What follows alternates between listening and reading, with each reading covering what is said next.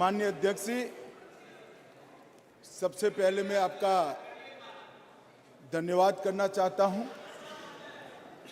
कि एक युग बदलने वाले विधेयक पर बोलने के लिए आपने मुझे अनुमति दी है।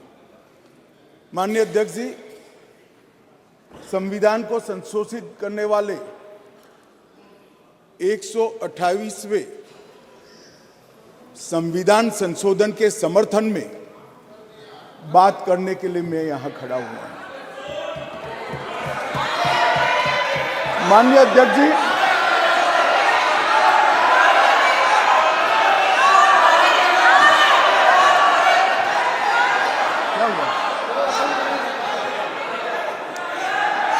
माननीय अध्यक्ष जी,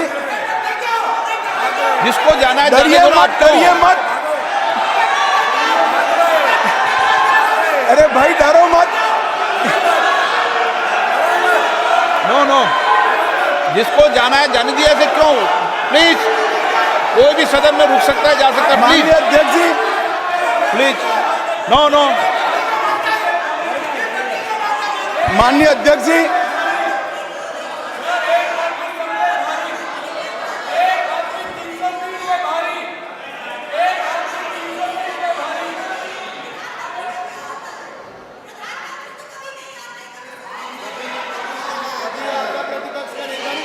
माननीय गृह मंत्री जी। माननीय अध्यक्ष जी,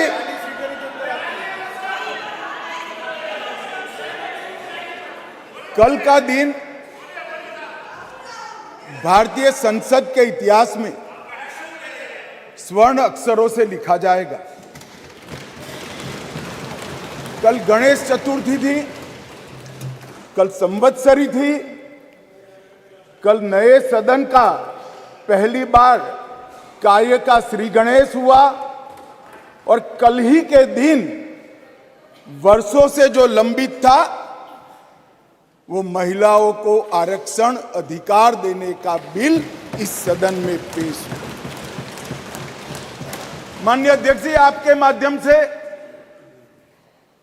मैं इस सदन के नेता और देश के प्रधानमंत्री श्रीमान नरेंद्र मोदी जी को हृदय से साधुवाद देना चाहता हूं कि 140 करोड़ की आबादी में 50% जिसका हिस्सा है वो मातृशक्ति को सच अर्थ में सम्मानित करने का काम माननीय प्रधानमंत्री जी ने किया है। माननीय अध्यक्ष जी, ये जो संविधान संशोधन है, ये संविधान संशोधन जैसे ही दोनों सदन सबके सहयोग से पारित करते हैं, उसके साथ ही देश की लोकसभा और देश के सभी राज्यों की विधानसभाओं में 1/3 स्थान मातृशक्ति के लिए आरक्षित हो जाए। इसलिए ये बिल के अंदर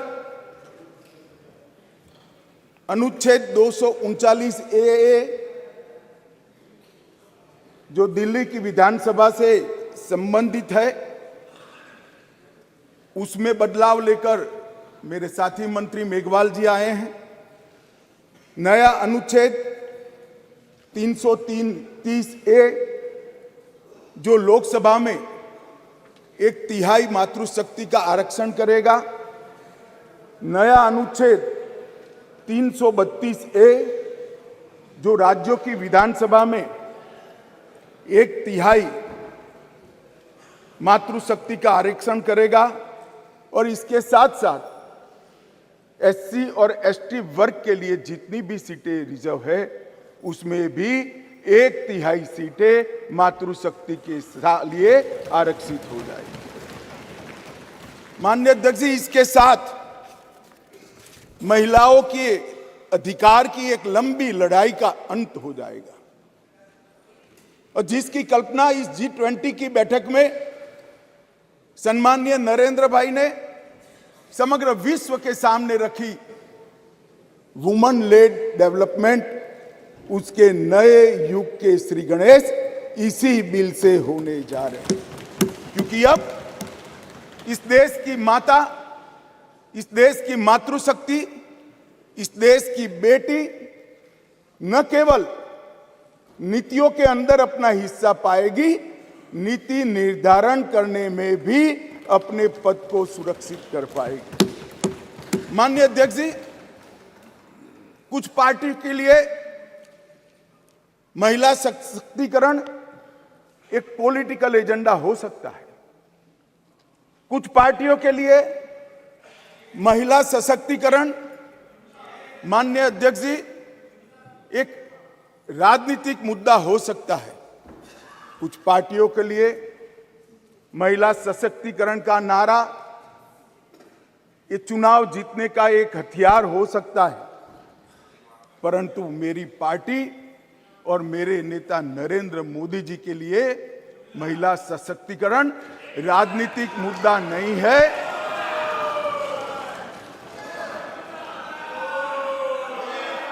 फिर से सुनिए, मेरी पार्टी और मेरे नेता नरेंद्र मोदी जी के लिए महिला सशक्तिकरण राजनीतिक मुद्दा नहीं, मान्यता का सवाल है, मान्यता का सवाल। माननीय अध्यक्ष जी, किसी भी सिद्धांत के लिए किसी व्यक्ति या संस्था इसका आकलन करना है कि सिद्धांत के प्रति मान्यता कितनी दृढ़ है, तो कोई एक घटना, कोई एक कदम से नहीं बनाया जा सकता।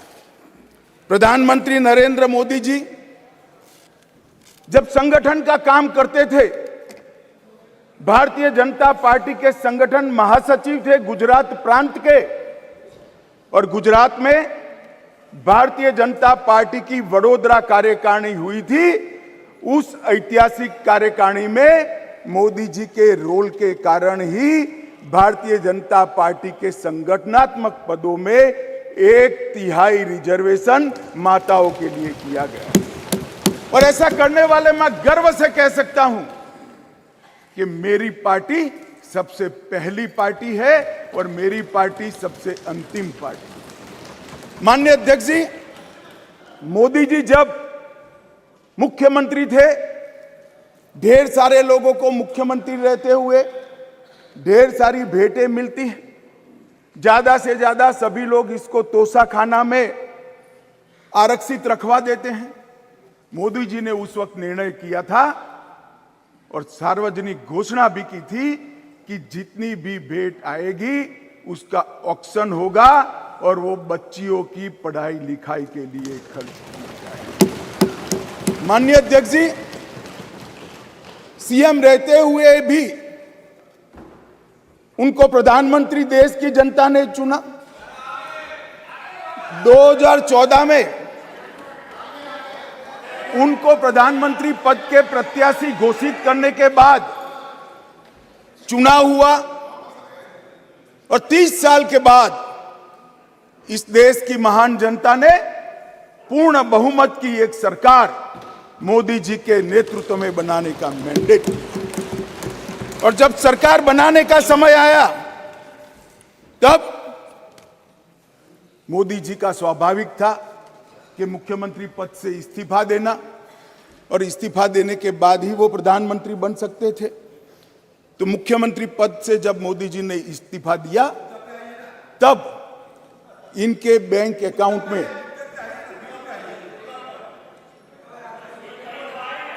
माननीय अध्यक्ष जी, भाई उनको जवाब न दो। इनके बैंक अकाउंट में जितना भी मुख्यमंत्री की तनख्वाह से और जितना भी पैसा बचा था, वो सारा का सारा गुजरात सचिवालय की वर्ग 3 और 4 के कर्मचारियों की बच्चियों की पढ़ाई लिखाई के लिए। माननीय अध्यक्ष, इसके लिए कोई सर्कुलर नहीं था, इसके लिए कोई कानून नहीं बनाया था। यही मोदी जी थे जब गुजरात के मुख्यमंत्री थे, तब बेटी बचाओ बेटी पढ़ाओ का नारा देश भर में दिया और गुजरात में उनके प्रयासों से, जन जागृति के माध्यम से कोई कानून के बगैर लिंग अनुपात के अंदर बहुत बड़ा परिवर्तन कर लाखों बेटियों को पृथ्वी पर आने का अधिकार इस नरेंद्र मोदी जी ने। दोम धपकी धूप में मई महीने में पटवारी से लेकर मुख्यमंत्री तक पूरी की पूरी सरकार 5 दिनों तक गर्ल चाइल्ड एनरोलमेंट के लिए गांव गांव में जाती थी। कोई कस्बा ऐसा नहीं होता था जहां पर सरकार के पदाधिकारी नहीं जाते थे। पंच, सरपंच, जिला पंचायत के सदस्य, तहसील पंचायत के सदस्य, विधायक, सांसद, मुख्यमंत्री, मंत्री सभी लोग जाते थे और बच्चियों को पढ़ाने के लिए, उनके एनरोलमेंट के लिए और ड्रॉप आउट रेशियो के कम करने के लिए, उनको फिर से पुनः दाखला दिलाने के लिए गांवों में निवास करते थे। माननीय अध्यक्ष जी, बेटी बचाओ बेटी पढ़ाओ, इसका परिणाम क्या था? एक और तो लिंग अनुपात में बहुत बड़ा अंतर आया और दूसरी ओर कांग्रेस पार्टी जो लेगेसी छोड़कर गई थी गुजरात में, उसमें प्राइमरी एजुकेशन में 37% ड्रॉप आउट रेशियो था और मोदी जी जब मुख्यमंत्री से प्रधानमंत्री बनने के आए तब वो 30% ड्रॉप आउट रेशियो घटकर 0.70% माननीय अध्यक्ष जी, इसलिए मैं कहता हूं कि हमारे लिए राजनीतिक मुद्दा नहीं है, हमारी मान्यता का मुद्दा है, हमारे स्वभाव का मुद्दा है, हमारी कार्य संस्कृति का मुद्दा है। माननीय अध्यक्ष जी, जहां तक नरेंद्र मोदी जी की केंद्र में सरकार बनी, ये कह रहे हैं कि पहले भी हुआ था, पहले रोक लिया गया, ये सब बातें तो मैं बाद में बताता हूं, परंतु ये जो महिला सशक्तिकरण की बात है, ये संविधान संशोधन से जुड़ी हुई नहीं है। महिलाओं के लिए सुरक्षा, सम्मान और सहभागिता, ये तीनों चीजें जिस दिन मोदी जी ने इस देश के प्रधानमंत्री पद का शपथ लिया, जिस दिन से भारतीय जनता पार्टी की सरकार बनी, इस सरकार का श्वास और प्राण दोनों बने हुए हैं। माननीय अध्यक्ष, कई ऐसी चीजें हैं जो हुई है।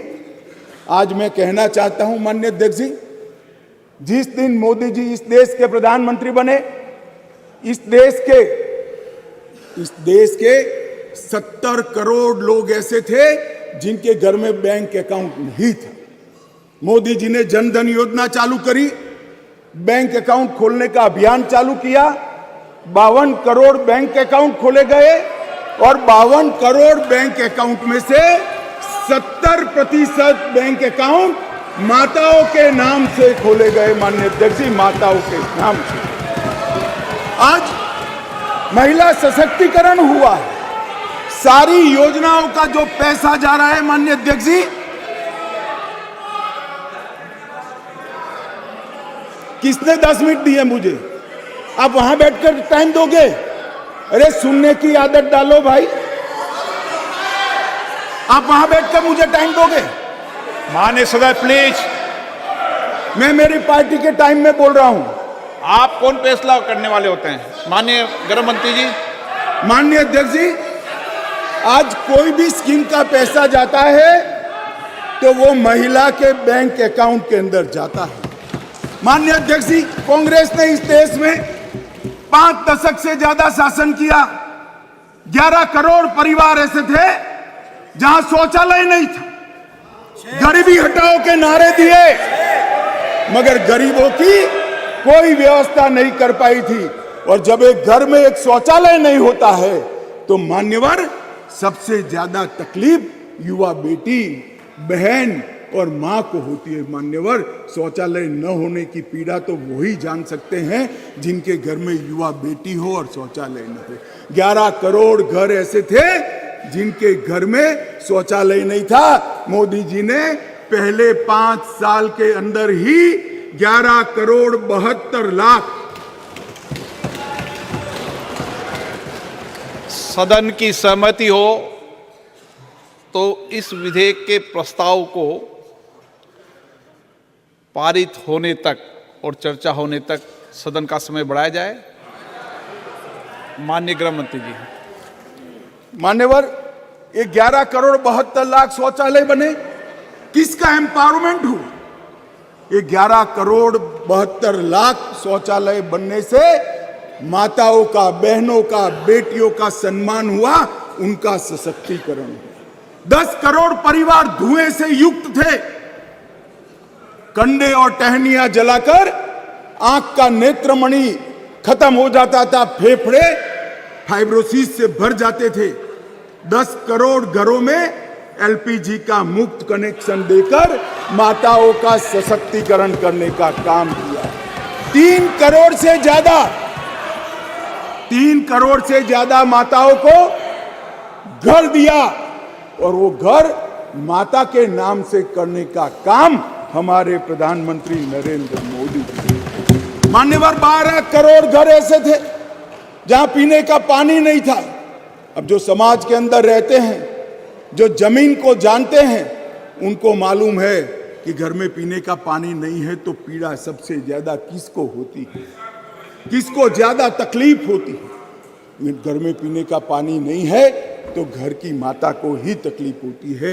12 करोड़ परिवारों के घर में नल से जल पहुंचाने का काम नरेंद्र मोदी।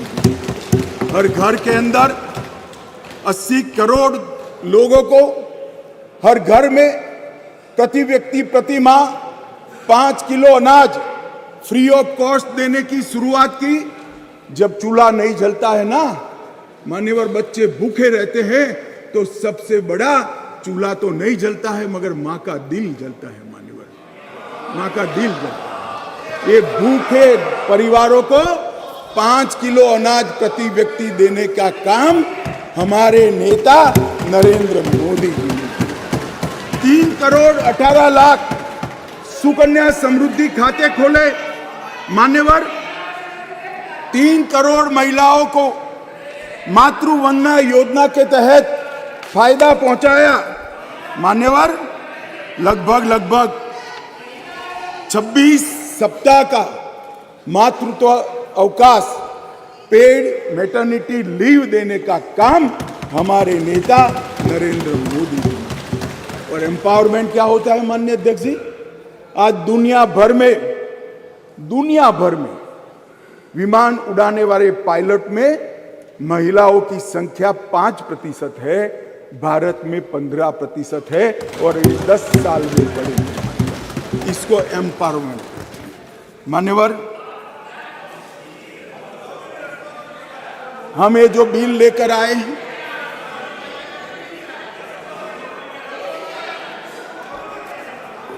मान्यवर, ये जो बिल लेकर हम आए हैं, कई सारी साथी महिला सांसदों ने कहा कि महिला को रिजर्वेशन देकर नीचा नहीं दिखाना चाहिए। महिला भी उतनी ही सशक्त है जितना पुरुष सशक्त है। मैं आपसे एक कदम आगे जाता हूं, महिला पुरुष से भी ज्यादा सशक्त है, महिला पुरुष से भी ज्यादा है। मगर समाज व्यवस्था ऐसी बनी है जिसके अंदर इस आरक्षण से अब डिसीजन मेकिंग में, पॉलिसी मेकिंग के अंदर महिलाओं की भागीदारी सुनिश्चित कर दी जाएगी। ये सम्मान करने के लिए एक आरक्षण है। मान्यवर, इस देश में जो भी रहता है, जिसकी जड़ें भारत से जुड़ी है, वो कोई भी महिला को